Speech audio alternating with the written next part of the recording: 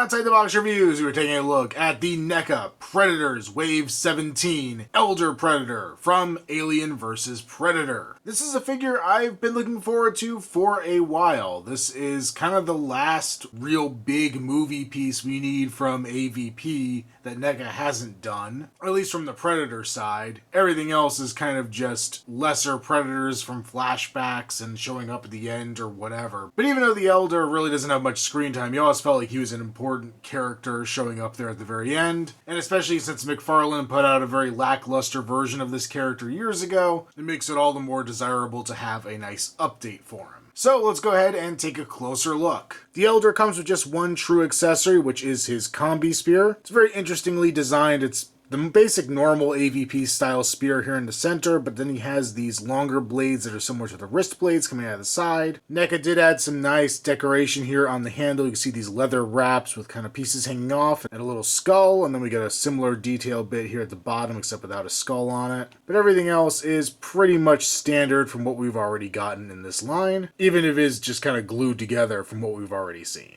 And I guess to bridge accessories into the figure's sculpt itself, we could take a look at the biomask here. It's nicely detailed. It's kind of a very nice coppery bronze color. We have the scar up there at the top, or the marking for the tribe. Some Predator writing around the edges here. This kind of leathery looking wrap going kind of making a triangle here at the top of the head. The eyes are nice shiny silver. We have the targeting system up there, kind of the biomechanical detail that we see on a lot of AVP Predators here on the side. And we have these dangly bits coming down, including a little skull here that hangs beneath his chin. If we flip it around, there's some really nice detail here on the underside, more silver, some grays and reds in there, making it look very futuristic. That's one thing I really like about NECA's biomasks that are removable. I think like the first one they did was smooth on the inside, but I'm pretty sure everyone since, or almost all of them since, have had great looking detail on the inside, when really it's not super needed. The biomask does just kind of clip right onto the face, or not really clip, but press fit onto the face of our Predator, and it looks pretty good when it's on. We never see him wear it in the movie, but it's cool that he can wear it. And it's not something from the movie, but the old McFarlane figure had it, so it is kind of interesting to note that you can get the biomask to kind of sit there on his shoulder. For whatever reason, that's where McFarlane had him holding it. I really don't know if this is an intentional detail, but I kind of like that you could replicate that old crappy figure. The head sculpt here on the Elder is decently done considering how small it is. We're missing some of the more minute detail. You can't really get in the little whiskers he had around his face here. We're also missing the kind of tattooed teeth or marked teeth. There is some kind of dark coloration on them, but it's just a very tiny detail that's understandably hard to get in a figure this small. The rest of the paint is decent. I kind of remember him being a little more blue than this, so this is more of just a traditional Predator color than that blue. We do have the closed mouth there behind the mandibles. The eyes have a little bit of silvering here on the side of them, which is kind of a nice touch. I did notice that was one of the biggest places the paint was inconsistent between different examples of this figure on the shelf. We have his brand or mark up here on his forehead. His dreads are really cool looking. They fade to a very dark, almost navy blue, and they get lighter as they go down. And we have all the requisite jewels throughout them, looking pretty nice. The neck on this figure gets a little busy. We have this high collar that comes up. It's actually a loose piece, so it kind of flips up if you're not careful with it. It has a really cool kind of Aztec Mayan look to it, and it's blue with kind of a coppery wash over top. Then we have this nice looking chain with these gold connectors coming across the front. The chain, I believe, is real metal. And then we get to a part in this figure that I think is cool but poorly executed. The cape. The positive with this cape is that it's very long and has a really nice flow to it. It goes down nearly to his ankles. Actually, it goes beyond his ankles if you stretch it a little bit. It is kind of a stretchy material. They also kind of bundle it up here on his shoulders where it connects, which is a little awkward looking, but it gives it this nice flow over his shoulders where it's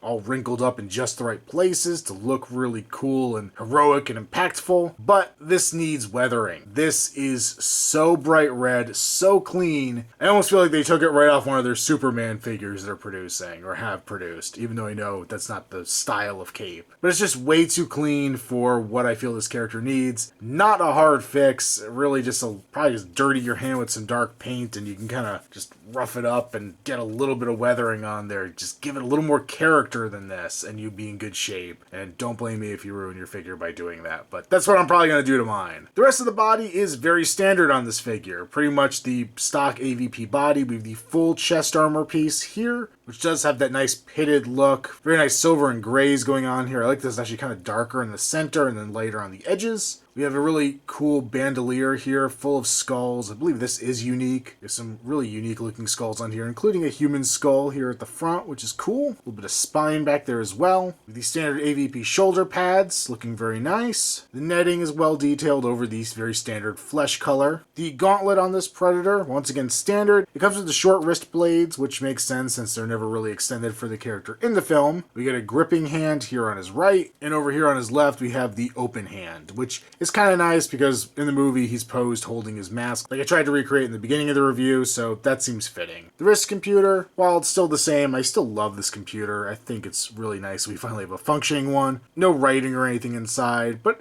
still looks very good. You get the classic belt down here. We got some shurikens folded up, a bunch of pouches. The crotch armor here is rubberized. We get the dual thigh armor pieces here. And then, not that you'll ever see it, but in the back we do have the spine guard and then the butt guard, including his loincloth underneath that. He does, of course, because it is a stock body, have the place to put the plasma caster, but you'd probably have a hard time getting it on with this cape, though it does come down low enough that you might be able to if you really wanted to mess with it and put a plasma caster from another Predator on him. Coming in the legs, a lot of the same great detail, good netting, decent paint on it. We get the shin guards here. No ceremonial sword here on his legs. This is like the one Predator in this line that I don't think has it. And then his feet, I believe these were used on that Kenner Elder Predator. So they're the more closed in toes instead of being spread apart like the other Predators in the line. It's kind of a weird look, but it's okay. It's different. And how often do you really look at the feet on these guys? And then we do get peg holes there at the bottom, as you would hope. Articulation is pretty standard. We get a ball joint at the neck, so you can look up. You can look a little bit down. There's a lot going on here around his neck, as I mentioned before, so it's kind of hard to get it to go further down than really straight. You can go side to side, and you can pivot. The arms are on pin and socket joints, so they will go forward, back, as well as out to the side. They're not really hindered by anything here. The cape and shoulder armor are pliable enough that you don't really have to worry about it. We have a bicep swivel, nice double jointed elbow, rotation at the base of each gauntlet, and a ball joint at the wrist. A mid-torso ball joint, so we can go back a little bit forward, and rotate side to side as well as tilt. This figure having that spine armor, I forget which of the original Predators had that as well, but it does limit your articulation some because it's giving you resistance here on the back of the figure. He also has a waist rotation, which is really tight on mine, but it's a ball joint so you can go forward and back and side to side as well if it's loose enough to let you do that. The legs are on pin and socket joints, so you can go forward, back, a little hindered by these armor pieces because they are attached to the belt and the leg. You can go out to the side, rotate at the upper leg, double jointed here at the knee, and you can also rotate,